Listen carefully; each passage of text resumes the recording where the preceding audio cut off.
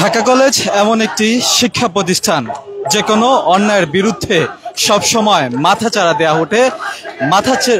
নাড়া দেওয়া উঠে এই কলেজের শিক্ষার্থীরা কোনো ধরনের অন্যায় তারা মানতে পারে না। যে কোনো অন্যায়ের বিরুদ্ধে একসাথে গর্জে উঠে শিক্ষার্থীরা।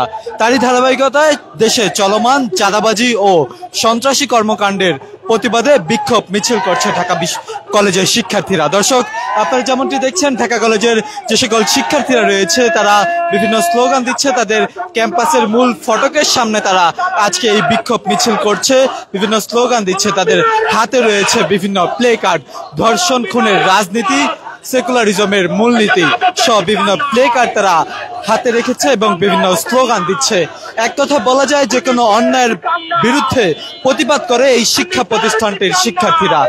শুধুমাত্র ঢাকা কলেজ নয়, সরকারি 7 কলেজ সহ ঢাকার যে সকল শিক্ষা প্রতিষ্ঠানগুলো রয়েছে, যে সকল কলেজগুলো রয়েছে, সকল কলেজই একত্রিত হয়ে তারা সেই অন্যায়ের বিরুদ্ধে প্রতিবাদ গড়ে তোলে। তারই ধারাবাহিকতায় আজকে সায়েন্স ল্যাব মোড়ে 12টা বাজে সকল শিক্ষা প্রতিষ্ঠান, ঢাকা কলেজ, নটরডেম সহ তেজগাঁও কলেজ সহ 10টি শিক্ষা প্রতিষ্ঠান একত্রিত হয়ে সেখানে আন্দোলন চালিয়ে যাবে, এমনটি কিন্তু জানানো হয়েছিল।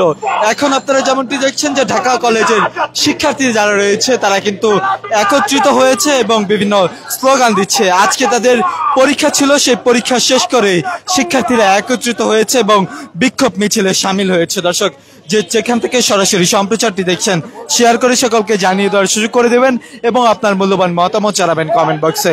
একটু জানিয়ে রাখতে চাই, পুরান ঢাকার মিটফোর্ডে যে এই ঘটনাটি ঘটেছে, প্রকাশ্যে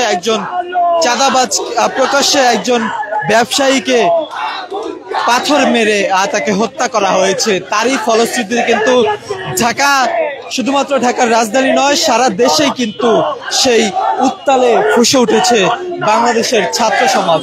এই মুহূর্তে যেমন চিত্র দেখছেন আপনারা, সেখানে ঢাকা কলেজের যে সকল শিক্ষার্থীরা রয়েছে তারা একত্রিত হয়েছে এবং বিভিন্ন স্লোগান দিচ্ছে যে চাঁদাবাজদের বিরুদ্ধে আগুন জ্বালাও একসাথে, সন্ত্রাসীদের বিরুদ্ধে আগুন জ্বালাও একসাথে সহ বিভিন্ন স্লোগান দিচ্ছে।